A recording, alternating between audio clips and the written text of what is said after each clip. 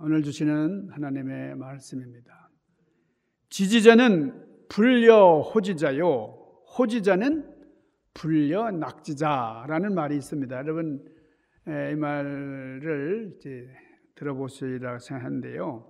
이게 무슨 말인가 하니, 어떤 일에 대해서 알고 있는 사람은 그 일을 좋아하는 자를 이길 수가 없고, 그 일을 좋아하는 자는 그 일을 즐기는 자를 이길 수 없다라는 말입니다. 이게 무슨 말인가 하니,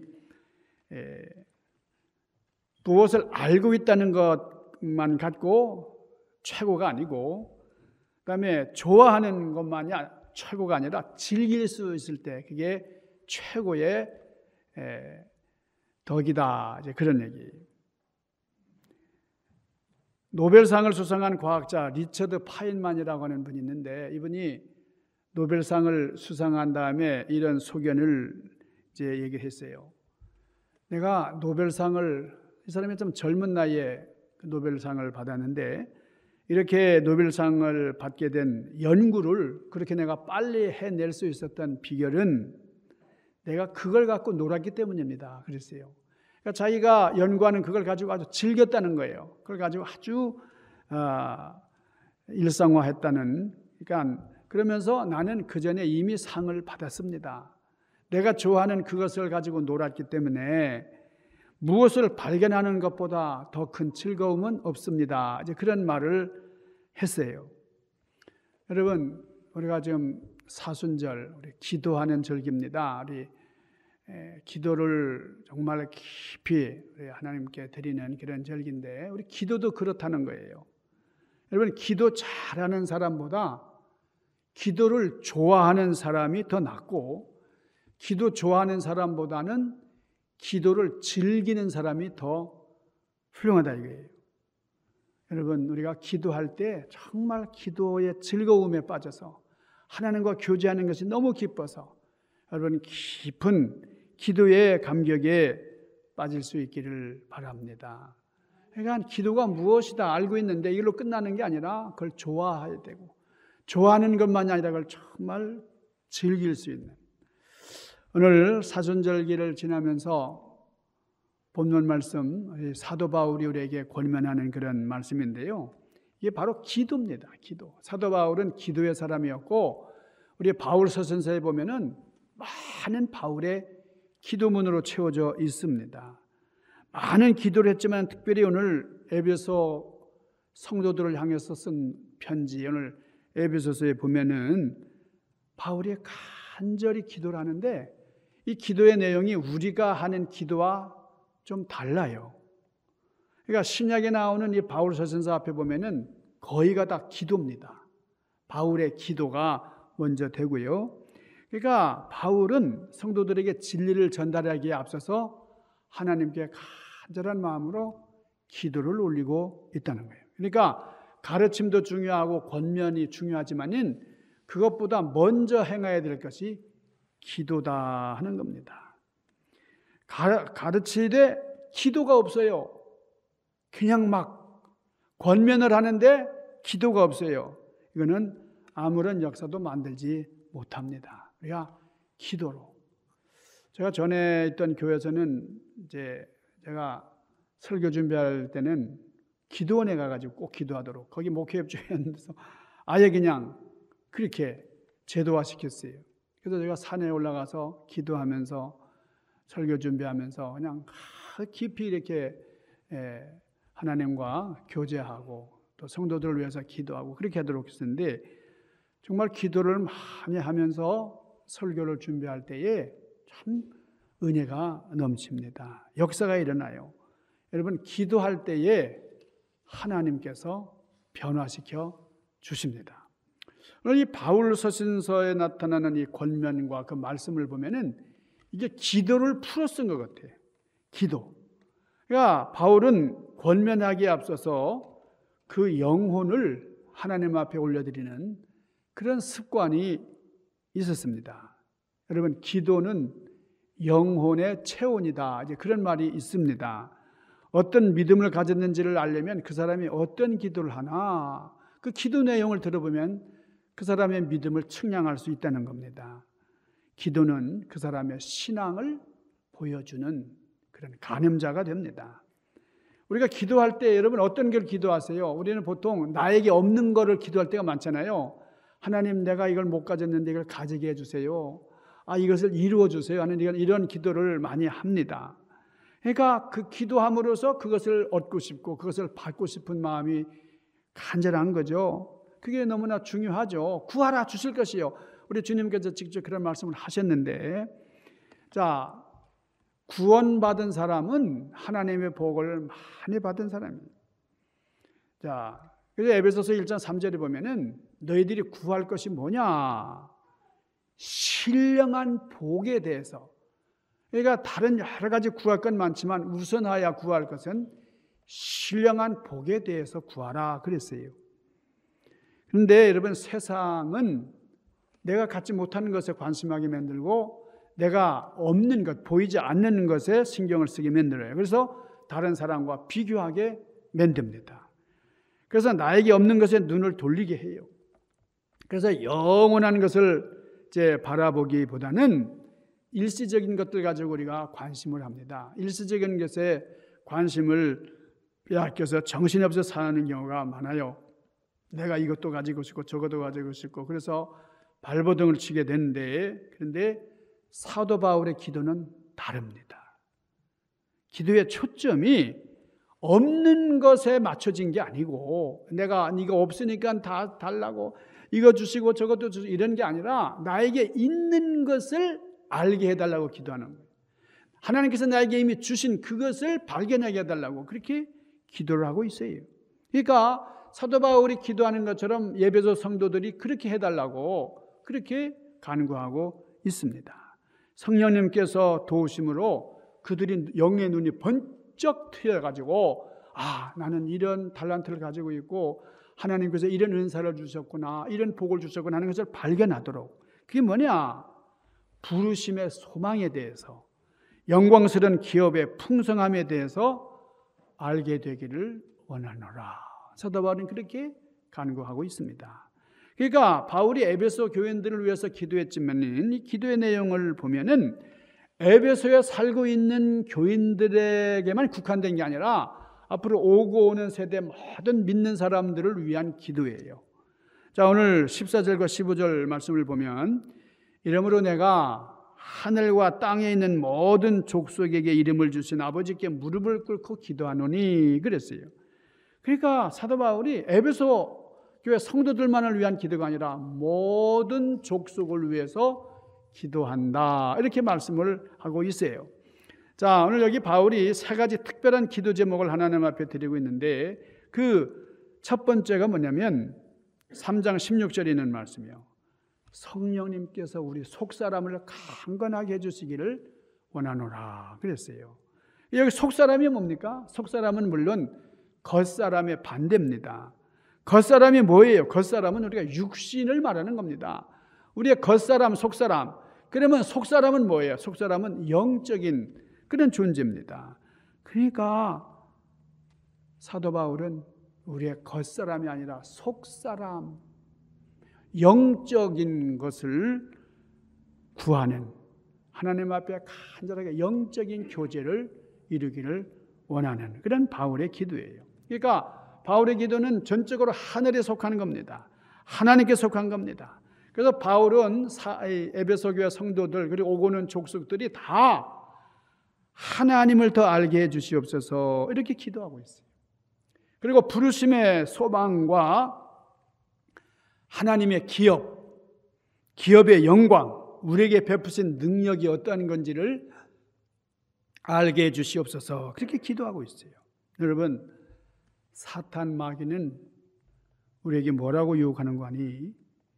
우리가 얼마나 비천한 자들인가, 우리가 얼마나 형편없는 가난한 자들인가 이걸 강조해요.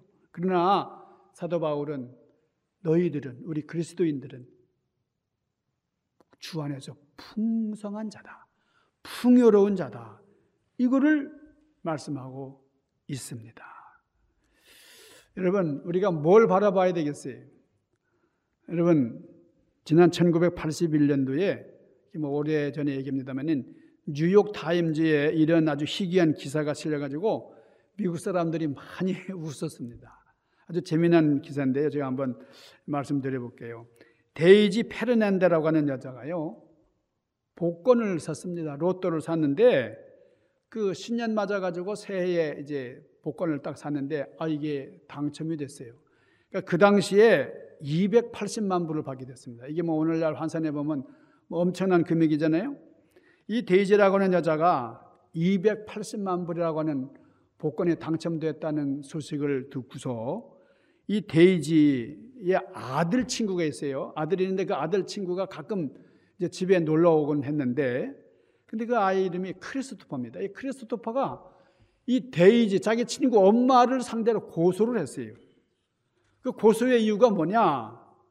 그 데이지 집에 그 아들 친구 이 크리스토퍼가 가끔 이제 놀러 오고 했는데요. 이 친구 엄마가 이렇게 얘기를 하는 거예요. 크리스토퍼, 나 복권 샀다.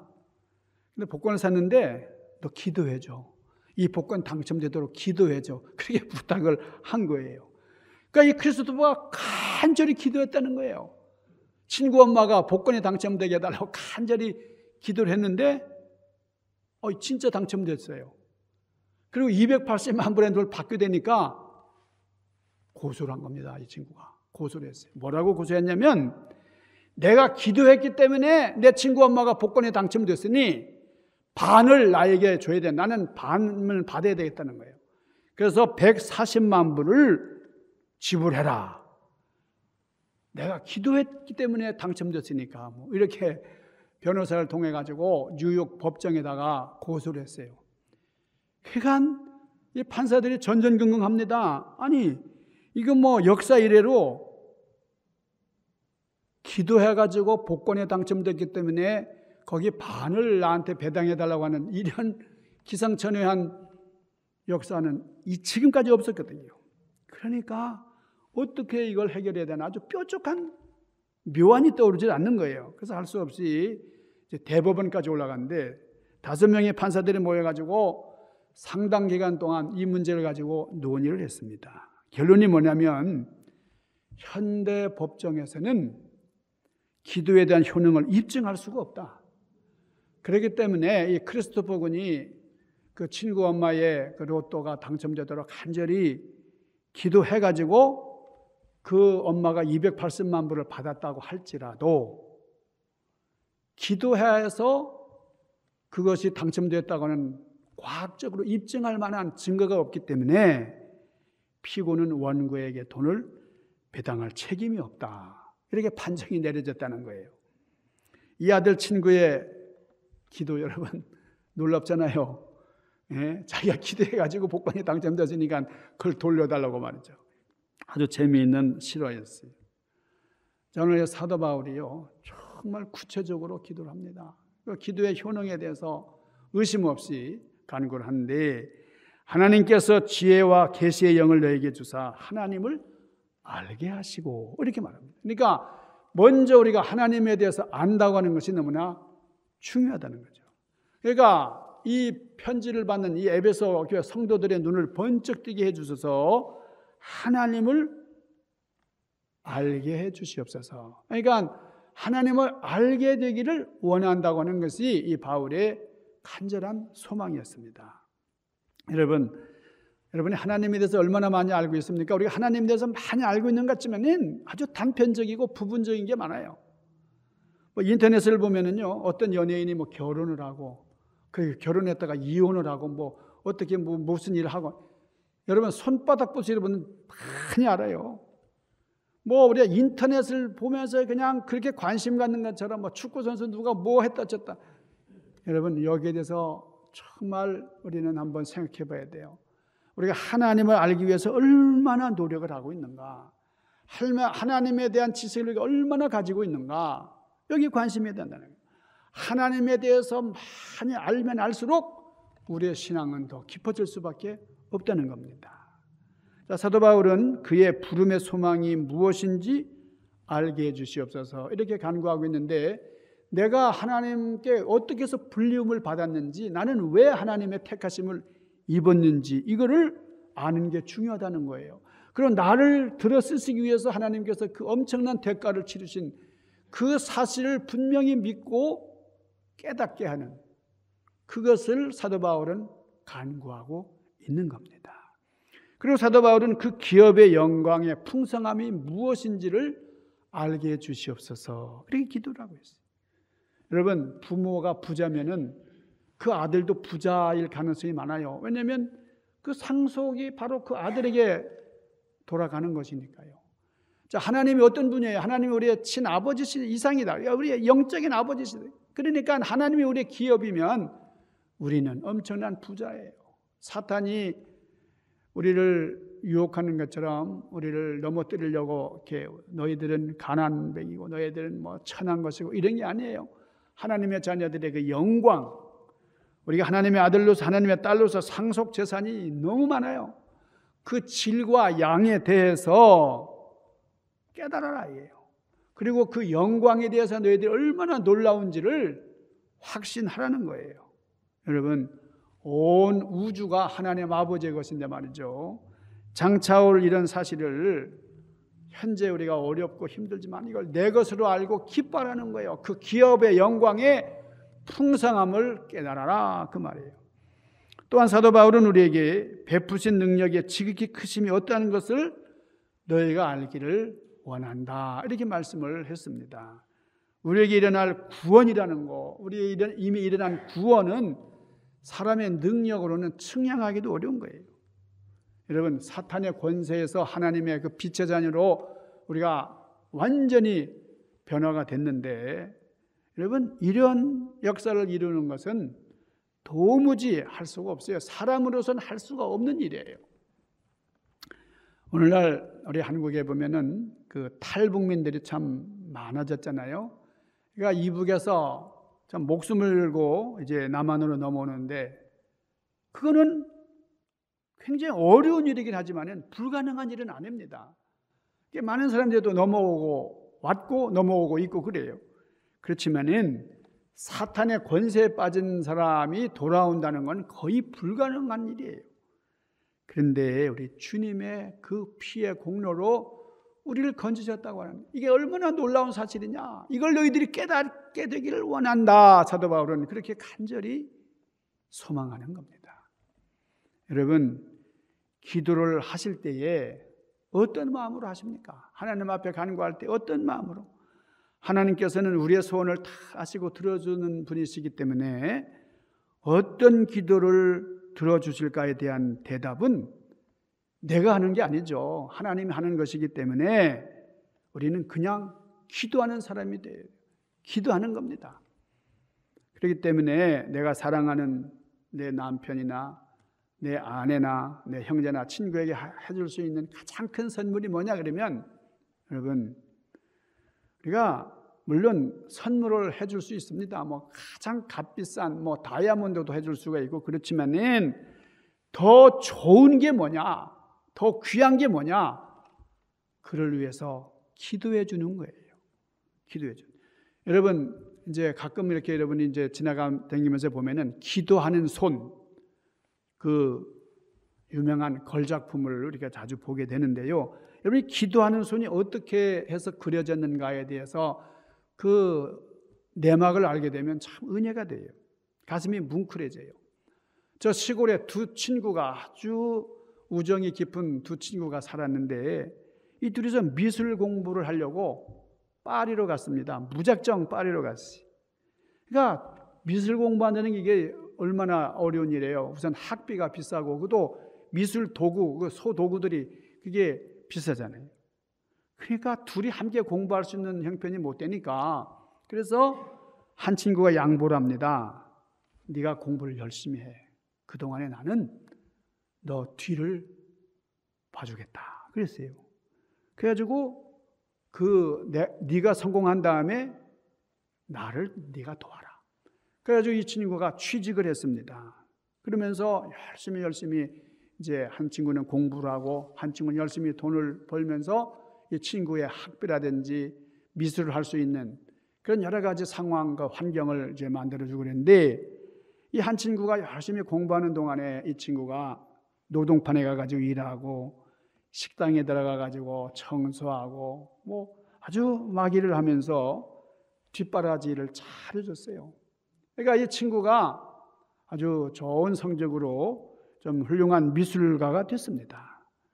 근데 그 다음에 이 취직을 한 이 친구가 미술 공부를 하려고 하니까 말이에요. 이미 늦었어요. 나이가 너무 많아졌고 또 거친 식당과 또 노동판에서 일하다 보니까 손이 너무 굳어져가지고 머슴처럼 굳어져가지고 그래서 이 붓을 잡기도 힘들어요. 그러니까 참 안타까운 그런 상황이죠. 그러니까 이 빚을 많이 진 친구가 너 여기서 포기하면 안 돼. 네가 날 어떻게 서포팅했는데 너 열심히 공부해야 돼. 그러면서 간절히 이제 얘기를 합니다. 그런데 그 친구가 하는 말이 나는 이미 손이 무감각해져 가지고 안 될 것 같다. 나는 이제 여기에 뜻을 두지 않을 거야. 나는 더 이상 미술 공부를 할 수가 없으나 자네가 이렇게 훌륭한 미술가가 된 것이 얼마나 감사한지 모른다. 나는 그것만을 너의 성공만을 위해서 기도하고 있어. 이렇게 대답을 하는 거예요. 어느 날 이 미술 공부를 마친 친구가 집으로 돌아오는데 어느 식당에서 자기 친구가 청소를 하는데 그 투박한 손을 모으고 간절히 기도하는 거예요. 근데 그 저쪽에서 이게 햇빛이 들어오는데 유리창 빛을 통해서 들어오는 그 빛을 받으면서 하나님 앞에 기도하고 있는 겁니다.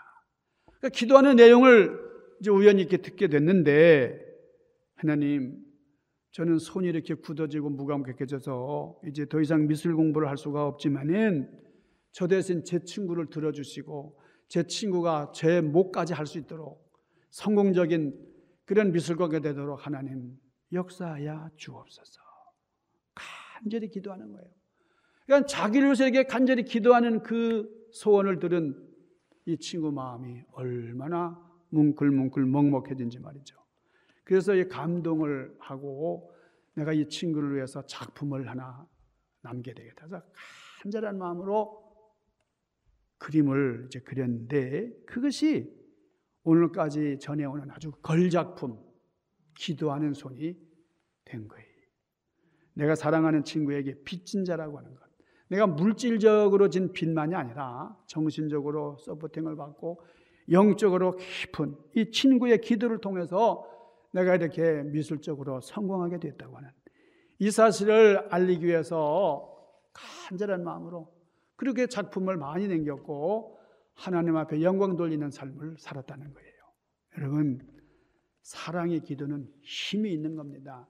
여러분이 사순절기 동안에 여러분이 나를 위한 기도, 내 모습을 새롭게 발견하는 그런 기도도 할 뿐 아니라 남을 위한 기도, 중보 기도를 여러분이 합력해서 좀 힘쓸 수 있기를 바랍니다.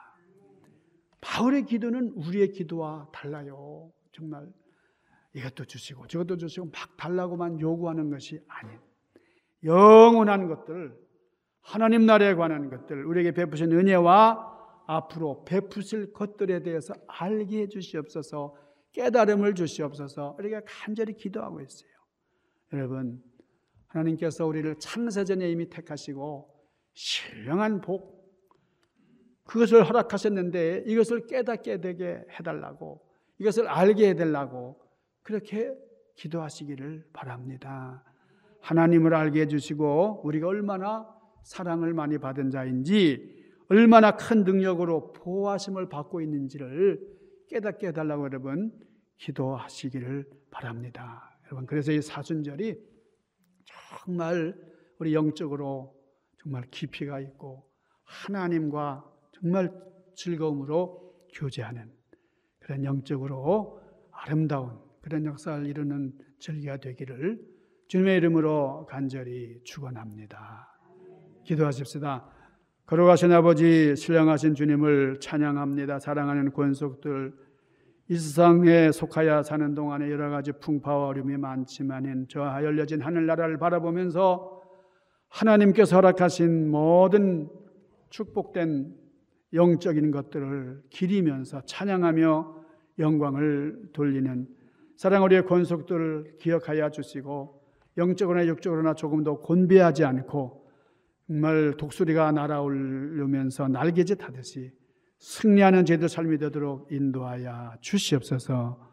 예수님 귀하신 이름으로 간절히 구하옵나이다. 아멘.